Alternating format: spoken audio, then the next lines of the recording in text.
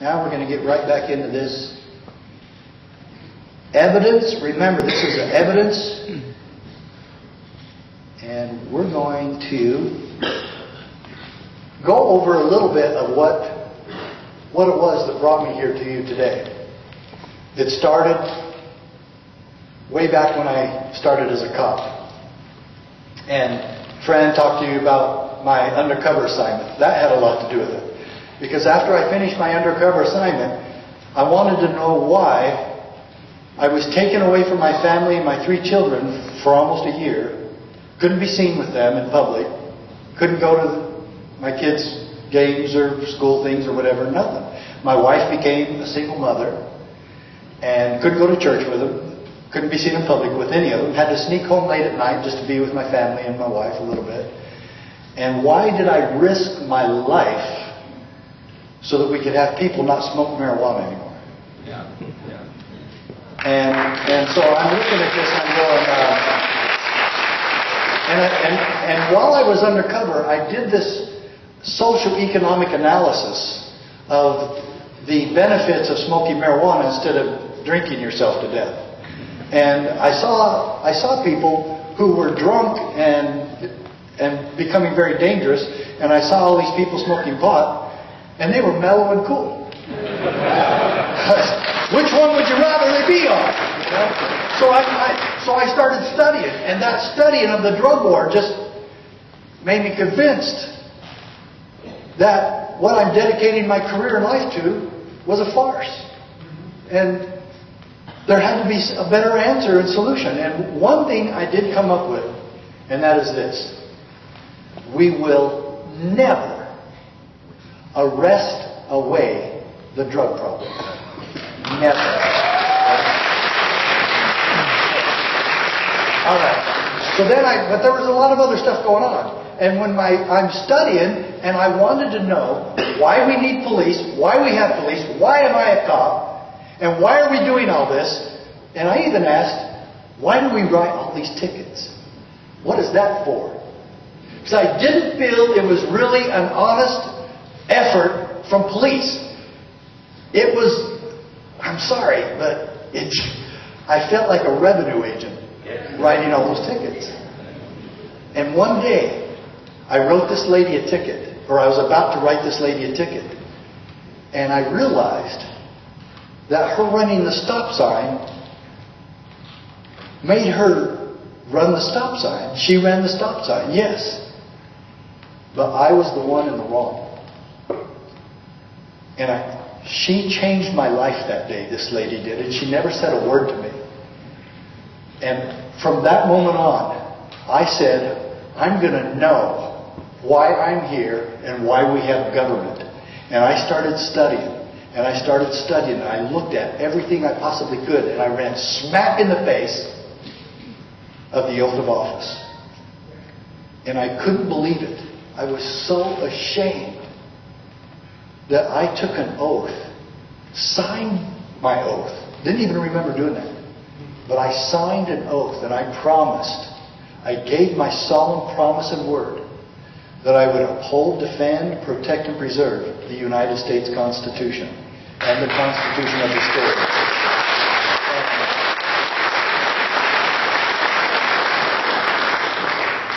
And I almost quit my job over it because I said, there's no way I'm going to keep a job that forces me to be a liar and a hypocrite. And then I just decided, well, you don't have to quit. You don't have to quit your job. Just quit being a liar and a hypocrite. So I started studying the Constitution, and I fell in love with it. And there was a seminar, sponsored by the state of Utah, Peace Officer Standards and Training Board, and it was certified training. And the instructor's name, I hope some of you have heard of him before, the instructor's name was Dr. W. Cleon Skousen. And, an amazing man. He used to be the chief of police in Salt Lake City. And, is this mic still working? Are we still okay? Yeah, this way. And he used to work in the FBI with my father. And so I went to this training seminar, and we didn't study one thing about officer safety or case law with the Miranda decision or any of those other things. we studied his book and this class called The Making of America. And I was converted. And my life was changed again. And I took another oath while I was there. And we'll just wake him up here. I took another oath. Sitting there in that class with 240 big tough cops from across the state of Utah. And I promised myself that I would never be on the wrong side again. I continued on with my police career. I dedicated myself to the job and to the oath of office and to the Constitution. And I found out that doing all of that together works out just fine. And then 6 years later, I moved to Arizona and I ran for sheriff. And then you got to remember, I got all my police training in Utah. I hadn't even lived in Arizona for 12 years. I'd never been a cop or in any public service at all in Arizona or my hometown, ever. And I walked back into town and said, make me your head law enforcement officer. And I worked my tail off, and we ran a good campaign, and I won. And 4 years later, I was reelected. And then in 1993, I was watching TV, and something happened crazy. I watched Bill Clinton sign the Brady Bill into law. And he used 13 pens, he was left-handed, and he said something that was so Clinton-esque that I've never forgot it. And I didn't go, well, I'm going to sue him. That never crossed my mind. Because they never told the truth about the Brady Bill. Can you imagine that, Congressman? People in Washington, D.C. not telling the truth about a bill? So, he said, the Brady Bill is going to make the streets of America so safe that even our nation's police officers won't need to carry guns anymore. Is that Clinton or what? Does that sound like him? Yeah. I can't do his, I can't mimic him very good, but anyway, that's probably a good thing. And so, my wife and I are laughing at that, and I was laughing. But then, on January 21st, 1994, we're having a Sheriff's Association meeting in Phoenix. And there's 3 strangers in the room. 3. It takes 3 of them.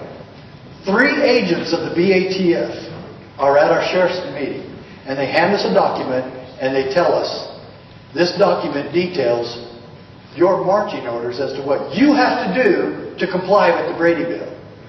And you have to do all these background checks and you have to keep all these records and you have to pay for it all. There's no money attached this time. And you have to use your personnel and your office and you just have to do this. And we're going, why do we have to do this? Because Congress passed the law. Oh.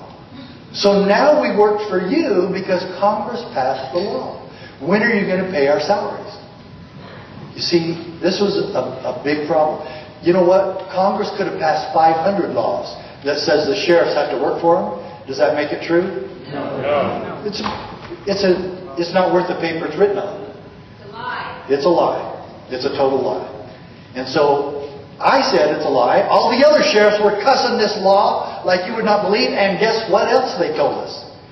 Now, these BATF agents said, yes, you guys have to do this work. You have to pay for it yourself. And I'm sure this isn't going to happen. You know how we're all friends. And you can trust Janet Riedel. But there's this little provision in the Brady Bill that says, and I'm going to show you the evidence of this. I'm not coming here to spout out a bunch of stuff that's, Sheriff Mack stuff. I'm going to show you the evidence. What you do with it is up to you. But I'm going to show you the evidence. I'm going to show you the threat of arrest. They threatened to arrest us if we failed to comply. Oh, but we're sure they're not going to do it. You don't think that they're going to do that. We're sure they're not. And at the end of the day, you've never seen so many mad sheriffs in your life. And at the end of the day, every single one of them acquiesced. There's nothing we can do about it. You know what they said over and over? You can't fight City Hall. Who wants you to believe that? City Hall, of course. We hope you farmers with pitchforks, I'll just do what you're told. You're a bunch of peasants. Do what you're told. Okay? And so, after all the sheriffs told me they were going to go along, not that they wanted to, but they were going to go along, I said, I'm not going to.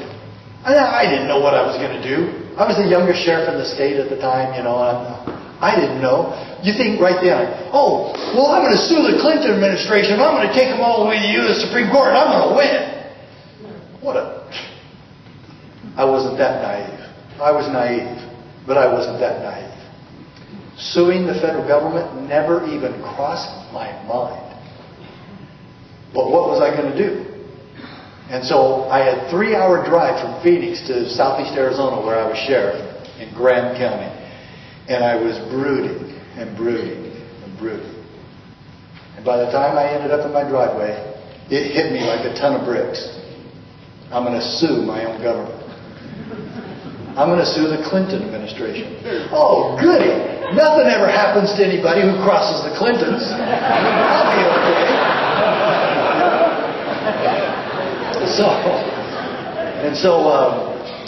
But then after I was scared to death at that thought, I thought, well, oh good, I can relax.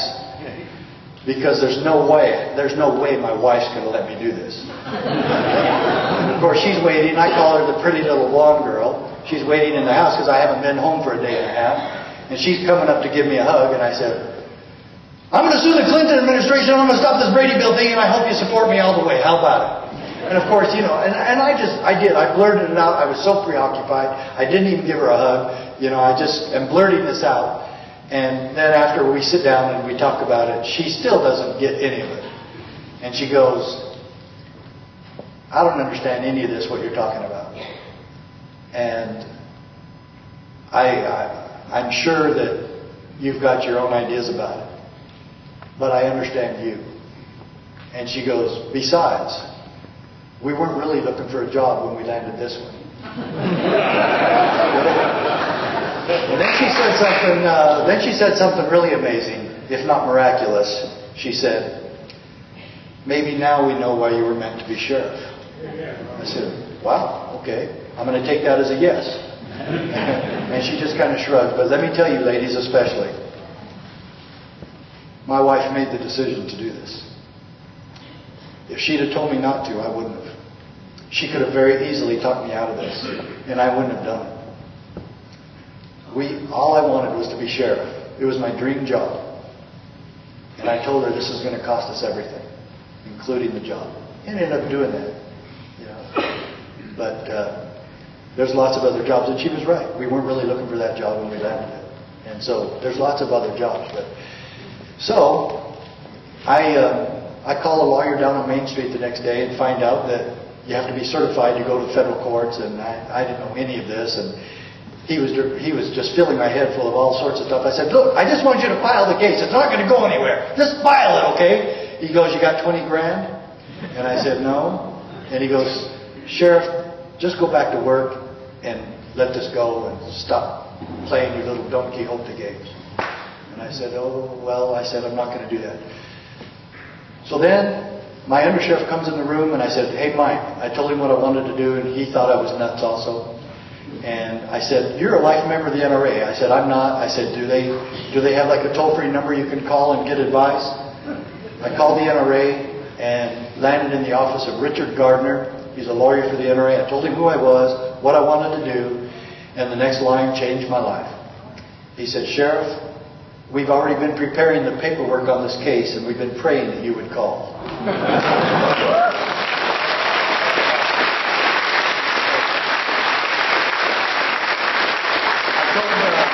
I told Mr. Gardner that I wanted my own lawyer.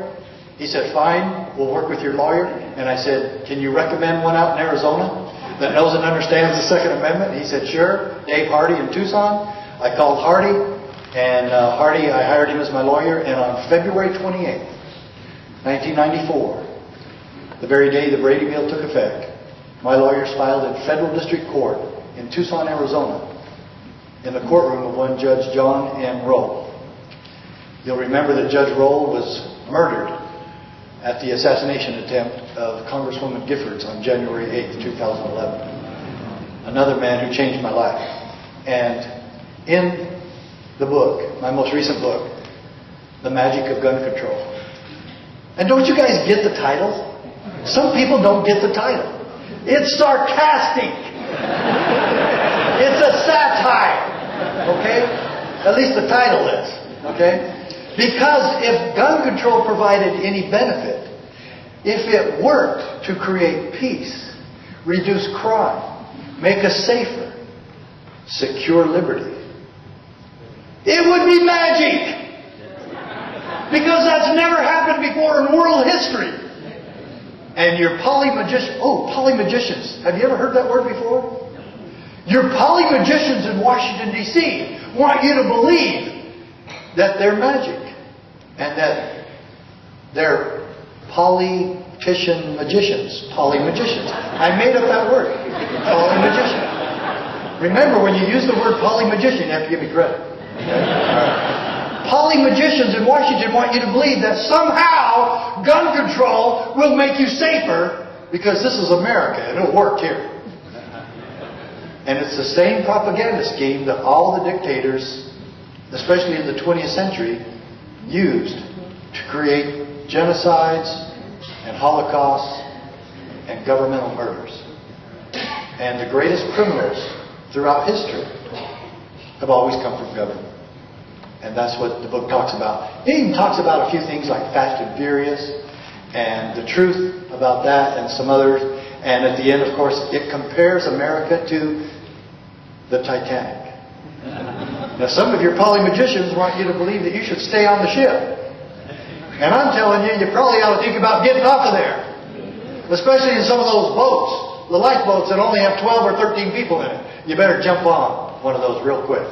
Because we're in trouble. And as I said, this is the most crucial time in American history since the Civil War.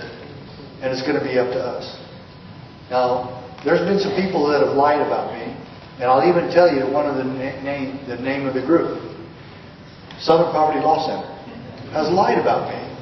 And I actually called them on it. And I actually filed suit against them. And they issued a retraction. But guess which one? Guess which issue gets passed around all over the place? The one with the retraction or the one with the lie? The one with the lie. Let me tell you plain and simply here. I have never and I will never advocate violence. We can still take America back in a peaceful manner. But we're going to have some local officials get real busy on that.